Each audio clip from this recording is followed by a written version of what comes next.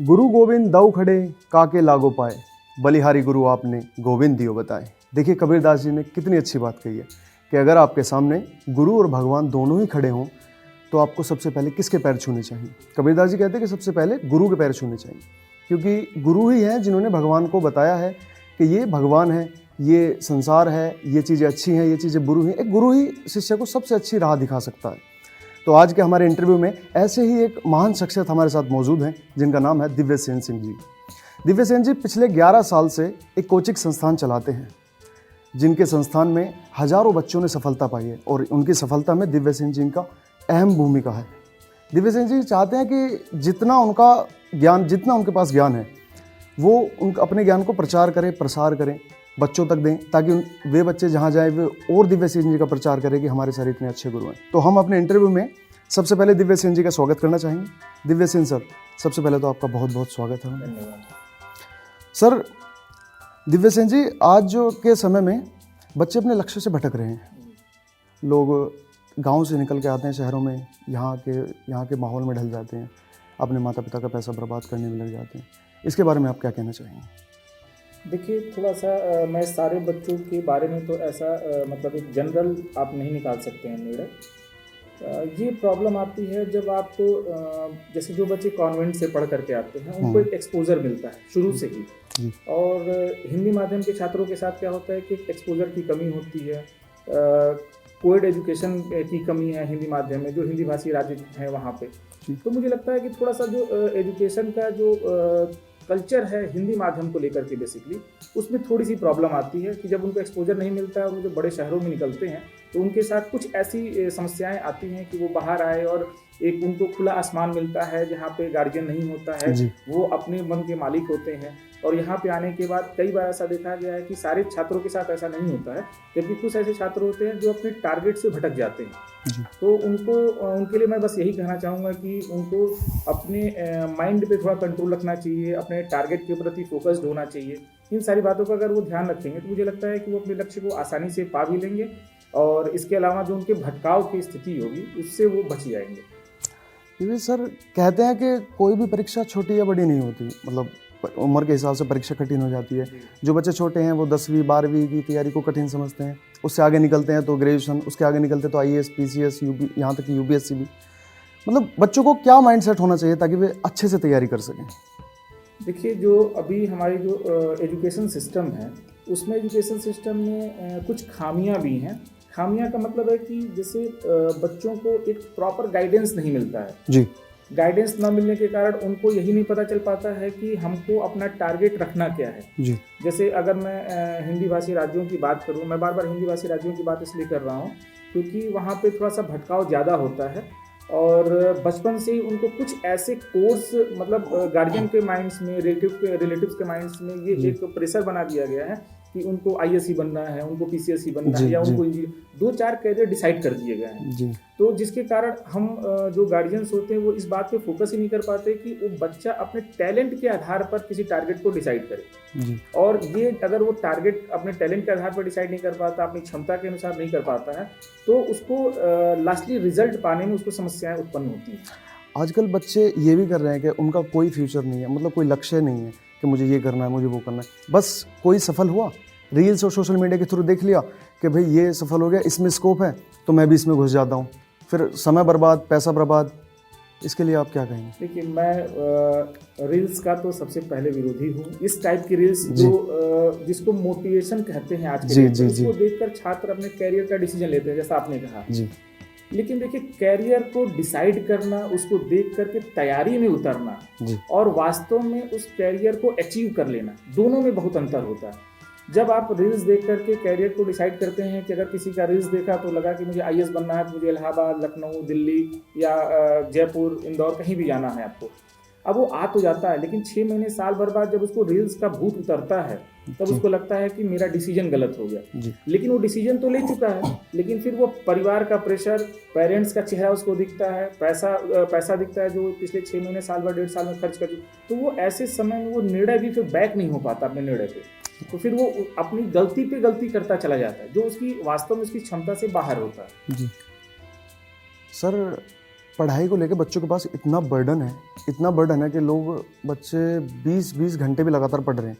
ऐसे में उनकी सेहत ख़राब हो रही है। किसी के पास अब देख रहे हैं कम उम्र में बच्चों के चश्मे चढ़ रहे हैं, ठीक है, कमज़ोरी आ रही है, बच्चे डिप्रेशन में हैं। मतलब ऐसा क्या करें कि पढ़ाई भी हो जाए और सेहत भी ख़राब ना हो। आपने बहुत अच्छा मुद्दा उठाया और आपका मुद्दा इसलिए बहुत अच्छा है क्योंकि अभी एनसीआरबी ने एक डाटा रिलीज़ किया जी है। जी उस डाटा के अनुसार पूरे वर्ल्ड में सबसे ज़्यादा यूथ सुसाइड्स जो है वो इंडिया में हो रहा है जी और उसमें कहा गया है कि जो यूथ सुसाइड का जो सबसे बड़ा कारण बताया गया वो है मेंटल प्रेशर। और मेंटल प्रेशर रिलीज़ करने के लिए हेल्दी होना बहुत ज़रूरी है। जी आपका जो रूटीन होता है वो बहुत अच्छा होना चाहिए।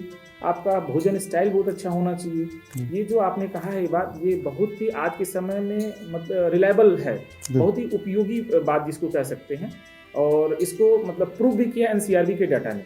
जी तो मुझे लगता है कि स्टूडेंट से ज़्यादा गार्जियंस को जितना उनके कैरियर को लेकर के वो फोकस करते हैं उतना ही उनके हेल्थ को लेकर के भी फोकस करना चाहिए और गार्जियन को विशेष ध्यान देना चाहिए कि वो अपने मतलब हेल्दी लाइफ को कैसे सूटेबल कर सकता है अपने लिए। इस पे मेरा ये मानना है कि इस पे फोकस करना चाहिए। अगर इस पे फोकस करेगा तो आज की जो सबसे बड़ी समस्याएं आ रही हैं, जो मेंटल प्रेशर में आ जा रहा है, डिप्रेशन में आ जा रहा है, सुसाइड्स कर ले रहे हैं बच्चे, अगर गार्जियन या फैमिली या रिलेटिव्स अगर इसको फोकस करते हैं तो मुझे लगता है कि बहुत सारी निगेटिविटी से बचा जा सकता है और गलत स्टेप जो स्टूडेंट्स उठा रहे हैं उससे भी उनको रोका जा सकता है। हाँ, एक सवाल मेरा ये भी है कि दिल्ली में जो बच्चे कोचिंग करने आते हैं, पढ़ते हैं, लिखते हैं, एक बार पेपर दिया, 2 बार पेपर दिया, नहीं हुआ तो डिप्रेशन में चले गए, कभी कभी गलत कदम भी उठा लेते हैं। कोई बच्चा तो घर में अकेला है। अगर ऐसी स्थिति आ जाए कि जो बच्चा घर में अकेला है और ये कदम उठा ले, तो ऐसे बच्चों के लिए आप क्या कहना चाहेंगे जो बहुत जल्दी डिमोटिवेट हो जाते हैं? देखिए, ऐसे बच्चों के लिए मैं कहना चाहूँगा कि जब आप अपनी लाइफ में, मैं नए युवाओं को भी कहना चाहता हूँ और जो अभी एग्ज़ाम में इस तरीके से असफल हो रहे हैं उनके लिए भी मैं कहना चाहूँगा कि जब भी आप अपनी लाइफ में एक कोई टारगेट डिसाइड करते हैं ना जी, तो आपको उस टारगेट को अपनी क्षमता के अनुसार डिसाइड करना चाहिए, पहली बात। दूसरी चीज़ है कि वो आपका टारगेट जो है वही, जब तक आप उसकी सोशल वैल्यू नहीं समझेंगे, फैमिली की वैल्यू नहीं समझेंगे और जब तक आप ये नहीं समझते हैं ना कि जिस टारगेट को मैं डिसाइड करूँ उससे लोगों को क्या फ़ायदा होने वाला, क्योंकि सबसे बड़ा मोटिवेशन उसको उसी अपने टारगेट से मिलता है। मैंने अभी जो रील्स वाली बात कही, इसीलिए मैं उसको कहा कि मैं इस रील्स का विरोध करता हूँ, ऐसे जो मोटिवेशन वाले रील्स है, क्योंकि छात्रों के लिए इससे बड़ा मोटिवेशन कुछ हो ही नहीं सकता जो वो टारगेट डिसाइड किया है। क्योंकि अगर आप, जैसे आपने मुखर्जी नगर या दिल्ली की बात की, यूपीएससी की या स्टेट सर्विस की तैयारी करने वालों की, तो आप सोचिए कि जब कोई लड़का आईएएस बन जाता है जी, उसका सोशल मतलब स्टेटस बढ़ जाता है, फैमिली में उसकी एक इज्जत बढ़ जाती है, उसके गांव क्षेत्र जिले में उसकी रिस्पेक्ट बढ़ जाती है। तो जब ऐसी चीज़ें अगर आपको मोटिवेट नहीं कर पा रही है तो क्या आपको रील्स मोटिवेट कर पाएगा? जी, और रील्स जो मोटिवेट करता है वो उसकी मोटिवेशन सिर्फ 6 महीना साल भर की वैलिडिटी, या मुझे लगता है कभी कभी तो ऐसा होता है कि 10-15 दिन की वैलिडिटी होती है उसकी। जी। तो मैं उनसे यही कहना चाहूँगा कि जो भी आप टारगेट डिसाइड करें, परेशान ना हो, थोड़ा सा समय लेकर के आप अपने टारगेट को अचीव करने के लिए मेहनत करें, अपने माइंड को शांत रखें और बहुत किसी के बहकावे में जाने की ज़रूरत नहीं है आपको।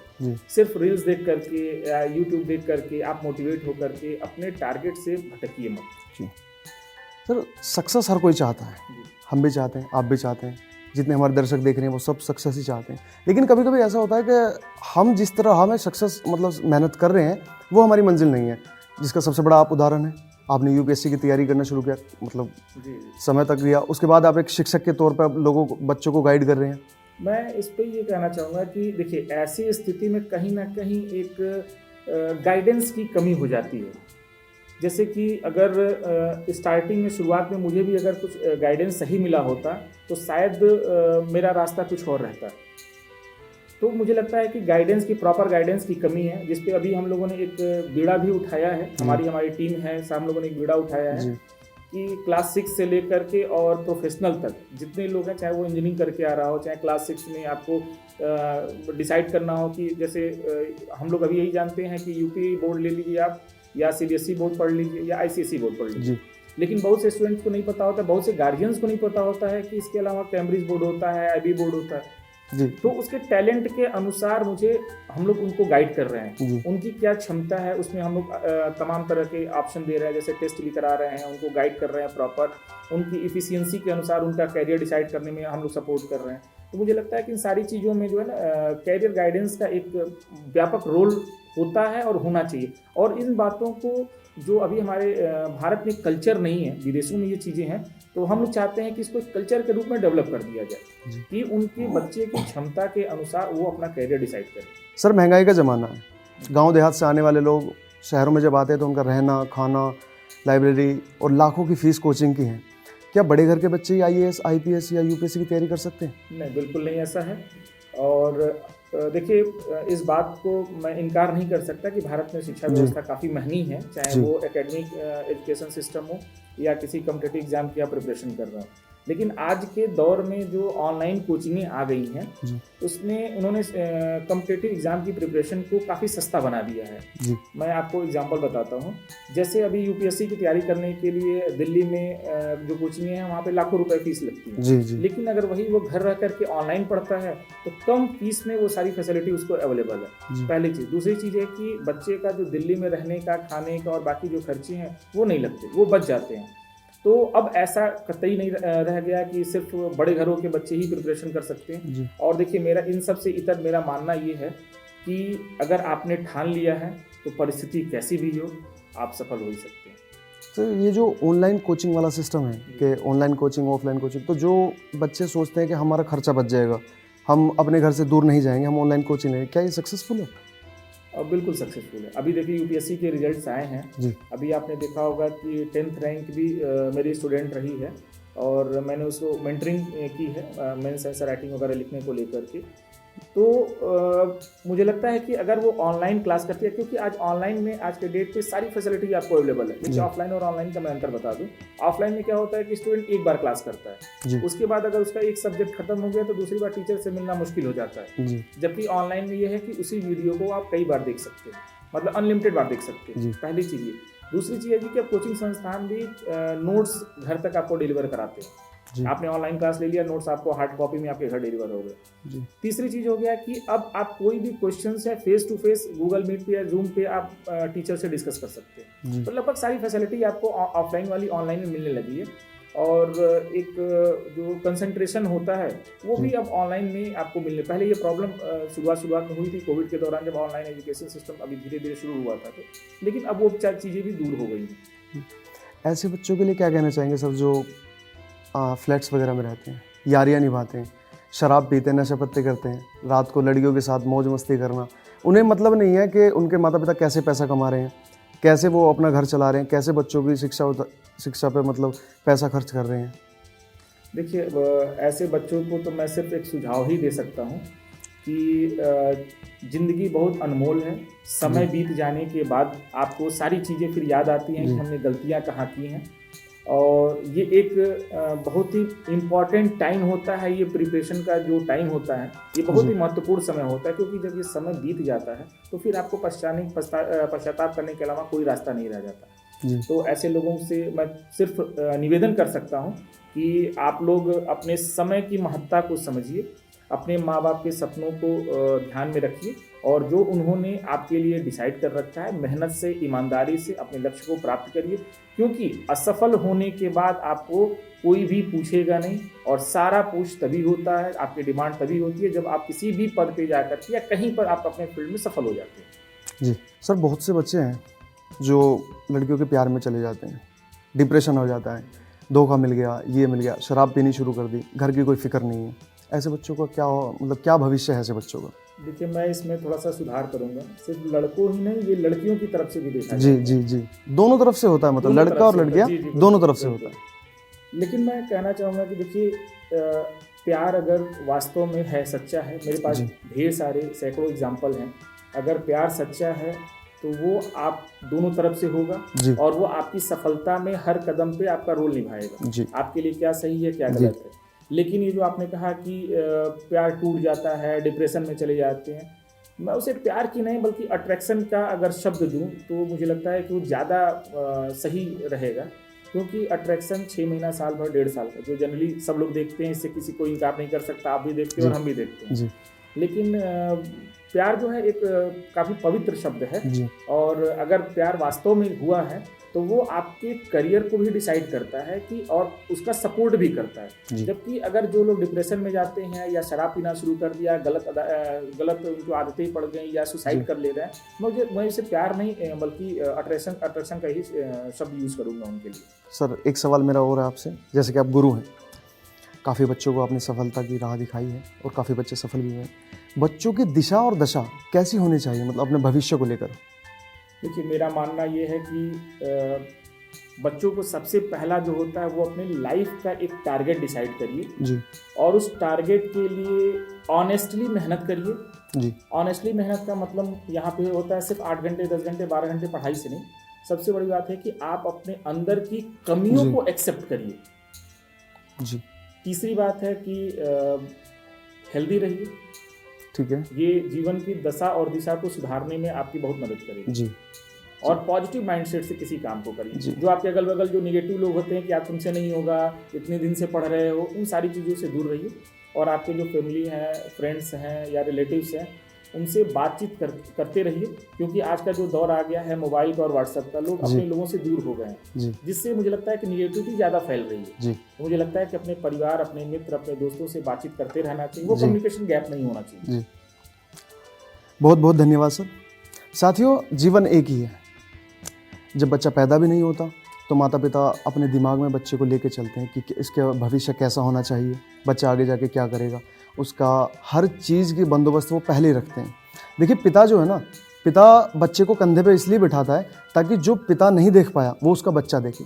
इसका मतलब ये है कि जो मुकाम पिता हासिल नहीं कर पाए, वो चाहते हैं कि उनका बच्चा हासिल करे। अगर बच्चा सही राह पे चलेगा, अपने माता पिता की बातों को मानेगा, तो मैं सोचता हूँ कि गांव देहात में पूरे प्रदेश तक का नाम रोशन होगा, परिवार का नाम रोशन होगा। ऐसे में ये जो लोग हैं जो आपको यारी का वादा दिखाते हैं, ये जो लड़कियां हैं जो आपको सिर्फ पैसे के लिए आपके पास आती हैं, ऐसे से दूर रहें। ये सिर्फ एक ढोंग है, ये आपको भटका देंगे। साथियों, आज के लिए बस इतना ही। फिर मिलते हैं आपसे फिर किसी महान शख्सियत के साथ।